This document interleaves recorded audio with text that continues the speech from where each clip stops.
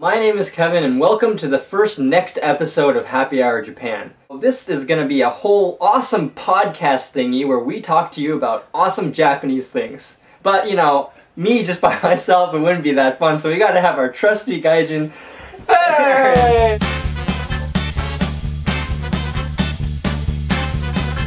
That is a throwback to our first episode. That's right. I feel a little rusty, but... yeah, so if this is your first episode of Happy Hour Japan, maybe you should go back and watch the previous episodes at ispeakjapanese.net. I think they might even be on YouTube. They're all over the place, Yeah, I think. iTunes. We just upload them and it just smatters all over. Right. I don't know, anyway. Alright, well, we are back, and as we led on to in our last episode, today we're going to talk about drinking in Japan, like we have in the past, but... it has a little bit of a twist to it. Yep. Oh, wait. Before we do that, what the hell is that outside? It's more construction. Yes. We just continued filming from our last episode. You might notice we're wearing the same clothes. We're just on different sides of the couch just to throw you off. We're trying to trick you. Shake it up a little bit, you know? We were talking about why we haven't been drinking very much on the show. Right, because that's how it all started. It's Happy Hour Japan, right? I know, a lot of people have said, you know, it seems really strange to, you know, watch your episodes without beers in front of you, and we agree. The reason is, a lot of times, you know, we've been filming a lot outside. We've been filming out various places, for example, game centers, kurikura machines, parks. We don't actually live together, contrary to what you may think. No, we don't. We live a good amount of time away from each other. So one of us has to drive somewhere in the equation, even if it's just to get to the train station. And the drinking and driving laws in Japan are extremely strict. We didn't drink and drive in Seattle either, but here, if you have one sip of alcohol, one just little tiny one of these, and then you drive, and you get caught. What happens? You will get a huge fine, number one. How big is huge, like? It's multiple thousands of dollars. I can't remember how much it was, but here's the stinger.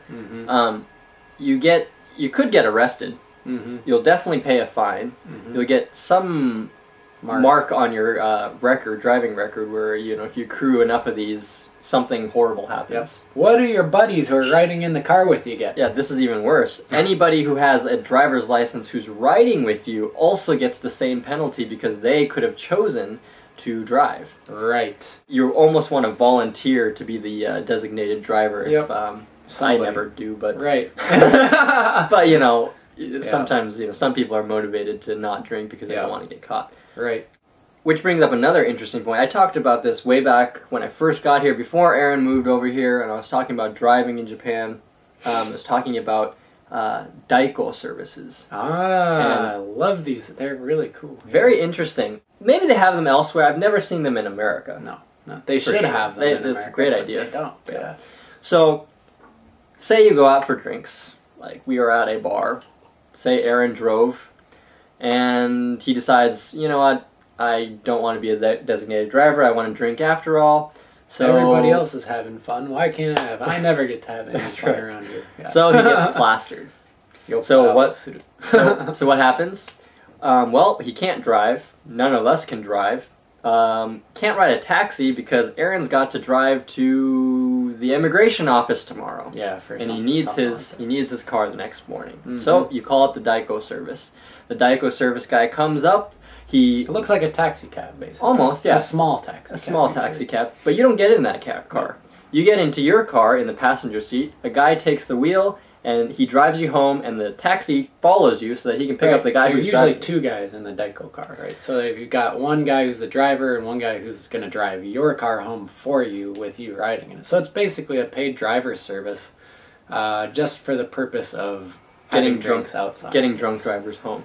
And one thing we forgot to mention is that getting a driver's license in Japan and like getting it renewed and all that kind of stuff is about probably 10 times harder than the United States. Evan's got to do the driving test here pretty soon. Yeah. And it's pretty tricky. Yeah. Yeah, it's a pain. It's a pain. So, you know, for example, if you get your license revoked for some reason, it's going to be pretty tough nuts. Pretty tough. Yeah. And costs a lot of money. There was actually a driving school just up the street that advertises cheap I can't think of the word. It's that damn English Renting. thing. Yeah, we talked about that. The driving course test. Driving course test. No, driving course. Driving practice. Driving course. I guess. No, driving class. Okay. Class. Oh shit. I was Okay, thinking about class. Yeah. So they're advertising low, cheap driving classes. And you have to do these driving classes because if you don't, you're not going to know what to do on the test. Because driving in the test and driving on the road are about 180 degrees different from each other. That's right. And so the advertising thing is like 300,000 yen, or equivalents of $3,000 or more in the States. I'm like, geez, don't want to pay that. That's the cheap one. Yeah. Yeah. I'll have to tell you about my taiko drumming escapades soon here. I have some fairly funny stories. He's gonna have a performance. He started. I started a month and a half ago. So I started lessons, right? And it turns out the sensei, the teacher, he's the leader of a group called Kobuki Kai.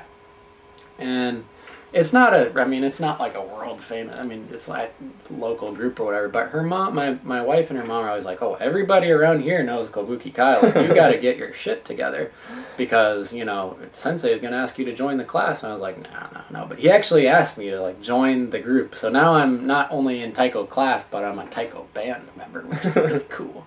But yeah, I've been playing a month and a half, and sensei like, okay, we have a performance on the 21st. I'm like, okay, fine, maybe I'll stand in the back somewhere, and I'm already gonna stick out like crazy, but no, he gives me a song on the playing a piece on the biggest drum, the biggest drum there is, and you're standing up and bah, bah, bah, like this, right? And I'm feeling like, okay, maybe I'll be doing that in the back behind everyone else, and nobody will really, they'll see me, but it won't be the centerpiece. No, it's a trio. They've got this kid who's been playing. He's in high school. He's like a prodigy. He's like a taiko prodigy. He's been playing since he was 6. He's like 18 now, and I'm playing with him and sensei on the shime daiko, the little noisy one. And it's gonna be like spotlight on us. Right. And I'm just terrified. And we're not talking about like this, like the little theater down the street. No, it's like in the big It's the big theater in the city. So I'm a little bit nervous. Yeah. Yeah, I'm gonna get front row tickets for that. I will bring Happy Hour Japan with me. All right. Well, we will be back for more episodes. Definitely, give us some ideas. Comment. We love getting comments because it makes us want to do this more. Yep. A lot of you get in touch with us via email. We appreciate that as well. Yep. Keeps us motivated again. Keeps us in good spirits. Yeah. With that said, we will be back with more, so definitely stay tuned. I'm Kevin. I'm Aaron. And this was Happy Hour Japan. Come by.